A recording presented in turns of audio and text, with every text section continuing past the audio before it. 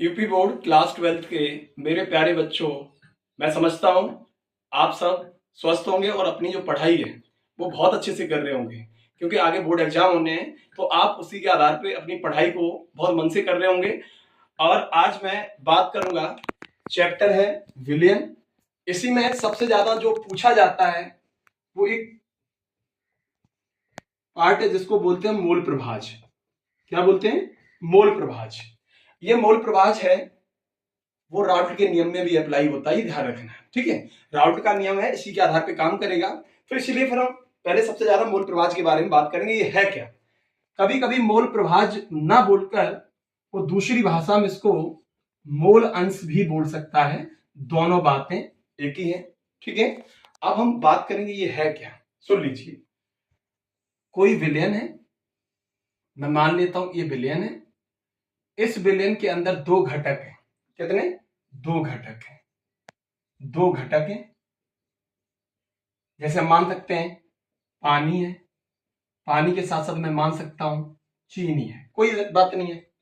आपसे ये कहेगा कि आप विलयन का मोल प्रभाज बताइए, तो सुन लीजिए, जो दो घटक आपको दिए होते हैं उनमें जैसे चीनी है, चीनी को हमने मान लिया Na, पानी को मान लिया Nb। ठीक है, और हम आपसे ये कहें कि आप इसमें मोल प्रभाज बताइए इस विलयन का, तो मोल प्रभाज जो बेटा होता है वो x होता है। क्या होता है? x से डिफाइन करते हैं। तो हम कहें कि हमें चीनी का मोल प्रभाज बताइए, तो इसका मोल प्रभाज निकालने के लिए हम भाई Na है तो हम यहाँ x कर देंगे, यहाँ चीनी है, चीनी को हमने क्या माना Na, वो तो हम ऊपर रख देंगे। टोटल विलयन के अंदर कौन कौन अवयव है? Na और Nb। बस इन दोनों का हम नीचे भाग लगा देंगे। ये पहले का हो गया।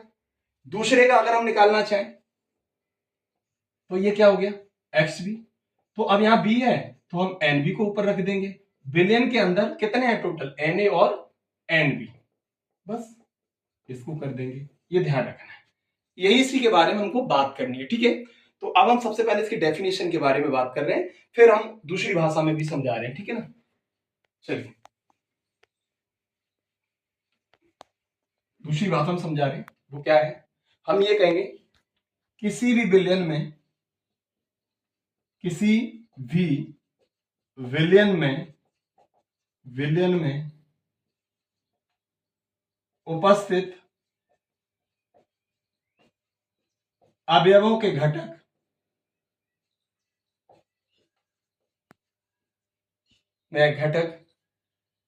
अवयवों के घटक में से किसी एक घटक के मोलों की संख्या तथा विलयन में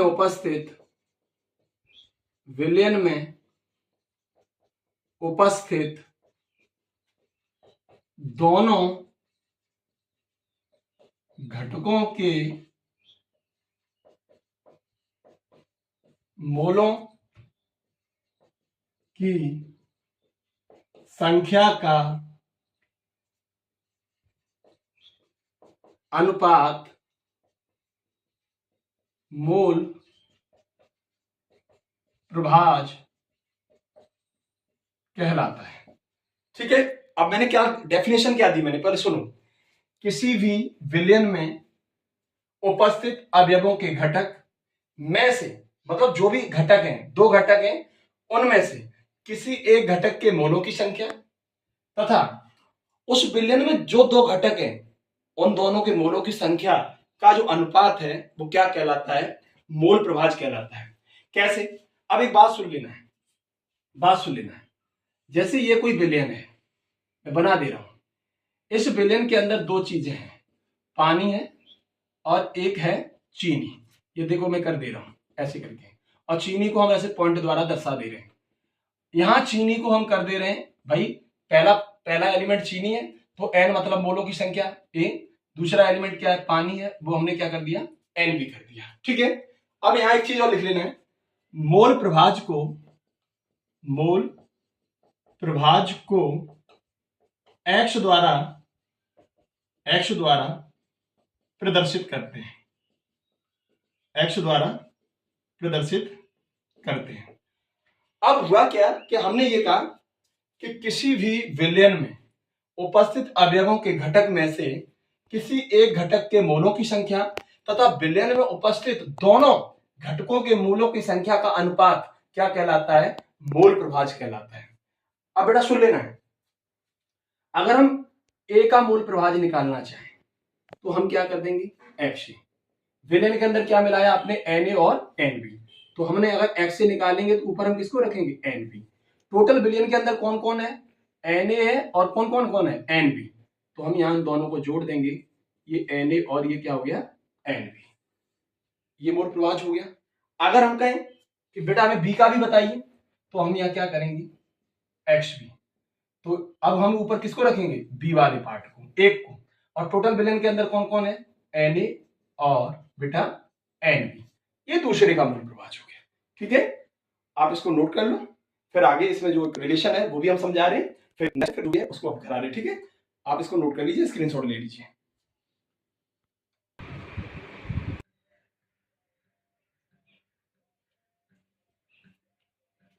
ठीक है, तो अब मोल प्रभाज समझ में आ गया होगा। मतलब अंश का मतलब है किसका कितना भाग है, बस इसके बारे में हम आपको बता रहे हैं। ठीक है, हमने ये बोला है कि मोल प्रभाज में आपने क्या किया है कि आपने दो अवयव लिए हैं, इसको किसी पात्र में डाल दिया है। डालने के बाद हम आपसे पूछेंगे कि जैसे आपने चीनी और पानी मिलाया है, तो जो चीनी का जो मोल प्रभाज है वो क्या है? तो चीनी वाले मोलों की संख्या को आप ऊपर रख देना है। टोटल विलयन में चीनी और क्या है? पानी। उस पूरे को कहां रख देना है? नीचे रख देना है। ठीक है, उसी के अकॉर्डिंग ये दो फॉर्मूले बनते हैं। XA बराबर Na बटे Na प्लस NB, दूसरा बनता है XB बराबर NB बटे Na प्लस NB। ठीक है, अब हम इसको हटा रहे हैं।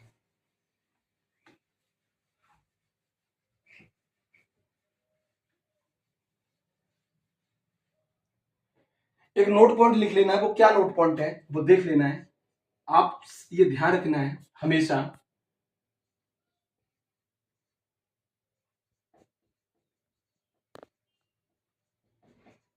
दो मोल प्रभाजों का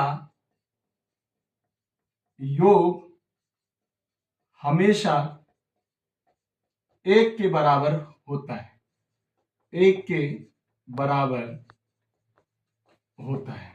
ठीक है, ये नोट पॉइंट लिख लेना है। अब आप कहोगे ये कैसे होता है, तो मैं वो भी सही करके दिखा देता हूं। वो क्या है? मैंने ये कहा है कि पहले का मोल प्रभाज क्या था? XA, दूसरे का क्या था? XB। हमने ये कहा था इन दोनों को जब आप जोड़ोगे वो हमेशा किसके बराबर होता है? एक के बराबर होता है। इस बात को हमेशा नोट कर लेना है। आप कहोगे हम ऐसे नहीं मानेंगे, हमें आप निकाल के दिखाइए, तो आप उसी पे चल रहे हैं। ठीक है, XA की वैल्यू अभी आपने क्या निकाली थी? Na बटे Na प्लस NB। ठीक है, ये तो निकाली थी। XB की वैल्यू बेटा क्या निकाली थी? NB बटे Na प्लस NB। ठीक है, इन दोनों का हम एलसीएम ले लेंगे, दोनों जगह सेम है तो सेम एलसीएम हो जाएगा Na प्लस NB। इससे ये खत्म हो गया, तो क्या बचे? Na। इससे ये कितने बार जा रहा है? एक बार। क्या हो जाएगा? NB। देखो Na plus NB, Na plus NB, अगर दोनों को आप हटाना चाहोगे तो वो किसके बराबर हो जाएगा? एक के। आ गया ना? आप नोट कर लीजिए इसको, ये नोट पॉइंट है और ये बहुत ज्यादा पेपर में पूछा जाता है। दो मोल प्रभाजों का योग किसके बराबर होता है? हमेशा एक के बराबर होता है। आप कभी भी निकालना है। ठीक है, चाहे क्वेश्चन हो चाहे कुछ भी हो, आप कभी भी निकालना है। अभी मैं इसी पे क्वेश्चन और दे रहा हूं, पहले आप इसको नोट कर लो, स्क्रीनशॉट ले लो, फिर उसके बाद हम क्वेश्चन दे रहे हैं।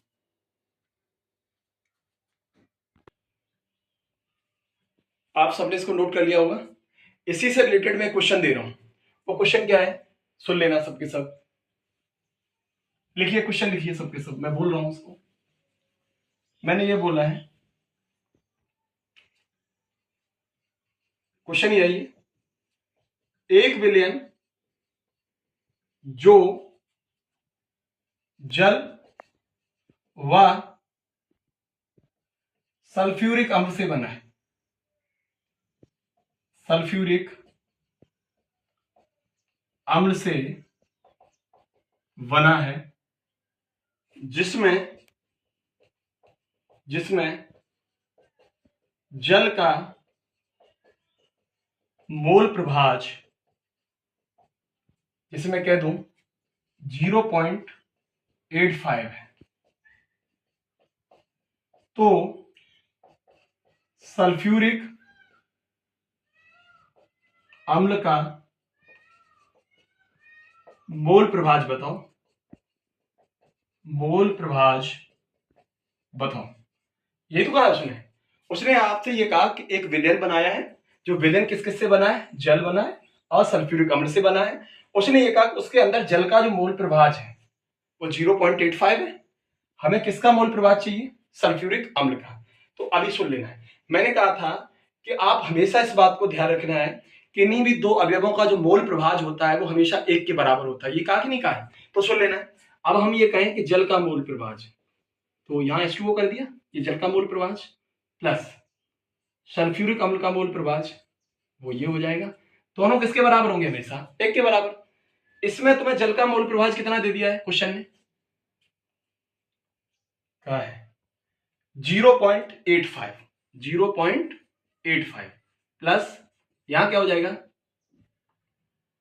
H2SO4 बराबर 1। हमें H2SO4 का मोल प्रभाज चाहिए था, तो इसको तो हम इधर ही रखेंगे, ठीक है। 1 तो उधर था ही था, अगर हम इसको उधर भेजेंगे माइनस का हो जाएगा, ठीक है। अब एक में से 0.85 जाएगा और बेटा 0.15 के बराबर हो जाएगा। अगर कुछ बच्चे ऐसे हैं नहीं घटा पा रहे हैं तो सुन लो, 1 है, 1 के आगे हम 0 लगा सकते हैं, कोई प्रॉब्लम नहीं है, क्योंकि उसका कोई वैल्यू नहीं होता। पॉइंट के बाद आप कितने भी 0 बढ़ा लो। हमने इसमें से कितना घटाया था, 0.85 घटाया था। यहां से कैरी लेंगे, 10 होंगे, 10 से यहाँ कैरी लेंगे, 10 होंगे, 10 में से 5 गया 5, यहाँ 9 रह गया, 9 में से 8 जाएगा 1 पॉइंट। यहां से तो आपने कैरी ली थी, यहाँ क्या रह गया था 0, तो आप इसको भी लिख सकते हो, ठीक है। आप इसको नोट कर लो।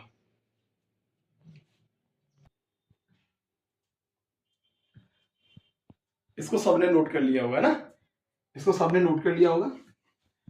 अब थोड़ा ध्यान रखना है, क्या करना है तुम लोगों को। देखो मैं एक चीज बता दे रहा हूं आप लोगों को, पहले सुन लो। वो क्या है, स्पीड मेरी तेज हो सकती है, क्यों, क्योंकि मैंने हमेशा जब भी ऑफलाइन में पढ़ाया है तो पहले मैंने समझाने के बाद फिर मेरी स्पीड है ना, वो स्पीड ऑटोमेटिक बढ़ जाती है, वो बढ़ती चली जाती है, ठीक है। हालांकि कुछ बच्चों को प्रॉब्लम अगर बाई चांस है फर्स्ट बार वो पढ़ रहे हैं, तो वो वीडियो को क्या करेंगे, स्लो कैटेगरी में डालेंगे, और स्लो में करने के बाद आप धीरे धीरे धीरे धीरे उसको पीछे से देखते आओ, ठीक है। समझो, ना समझ में आए कमेंट कर दो, मैं फिर बता दूंगा, क्योंकि मेरी आदत होती है किसी बच्चे के मन में डाउट नहीं रहना चाहिए। अगर डाउट है वो आजीवन डाउट बना रहेगा, उस बच्चे को डिफॉल्ट करता रहेगा। ये मेरा सीधा फंडा होता है कि अगर आपको समझ नहीं आ रहा है, आप सीधा ये कह दो और सीधा स्ट्रेट बोल दीजिए कि सर यहाँ पे प्रॉब्लम आया है, यहाँ ये मेरे थोड़े कम समझ में आया है, अगर नेक्स्ट वीडियो आप बनाते हो तो इसके बारे में थोड़ा हमें रिव्यू करा देना, तो मैं दोबारा करा दूंगा। उसके बाद मैं देखता हूँ, आज मैंने बहुत दिन बाद, लगभग 2 से 3 दिन बाद फोन देखा है, तो जो सब्सक्राइबर की संख्या है वो 153 पहुंच गया है, 153। कहाँ मेरे जब मैंने शुरुआत की थी वो 50 के एवरेज में था, ये लगभग 103 का जो इजाफा हो रहा है ना, वो आप सभी की वजह से हो रहा है। मतलब मैं ये जानता हूं कि लोग देख भी रहे हैं। और फिर सुन लो, मैं फिर कहता हूं, अगर आपके शेयर करने से, आपके फेसबुक व्हाट्सएप की स्टोरी से लगाने से अगर किसी बच्चे का भला हो रहा है, अगर आप किसी ग्रुप में शेयर कर रहे हो और शायद वो भटका हो, मैं फिर उस दिन के लिए कह रहा हूं वो शायद भटका हो, ठीक है। मैं ये जानता हूं वो कहीं भी जाएगा, इसके अलावा कुछ नहीं पाएगा, शायद इससे कम ही रह जाए। मैं प्रयास पूरा करता हूं कि जो बहुत बड़ी बड़ी बड़ी संस्थाएं चलती हैं, सेम वही कंटेंट इनको भी दिया जाए, ताकि पैसों की भी बचत हो। जो थोड़े जो पिछले बैकग्राउंड से जो आते हैं, बहुत ज्यादा बच्चे हैं, उनको समस्या नहीं होनी चाहिए। पैसे के अभाव में पढ़ाई नहीं रोकनी चाहिए, ठीक है ना।